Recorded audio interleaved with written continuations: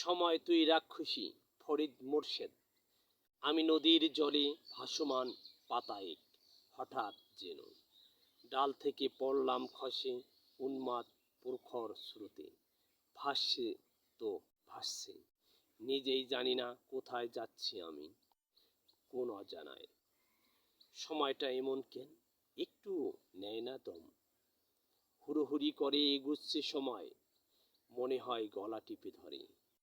সময়টাকে জিজ্ঞেস করি, কেন তুই শুষে নিস জীবন যৌবন এত সন্তর্পণে, কি অভিলাষে। হে সময় তুই একটু আসতে চল ঢিম তালে। আমার যে কত কিছু করার ছিল, পৃথিবীটাকে দেখার ছিল, কিছুই যে হলো না। হলুদ রং মাখা সরিষার ক্ষেত, খুব কাছ থেকে ছেলেটাকে দেখানো গেল না। পদ্ম পাতায় শিশিরের ফোঁটা হাত দিয়ে ছোঁয়া গেল না। ভিখারির চোখের জল নিজ হাতে মোছা গেল না।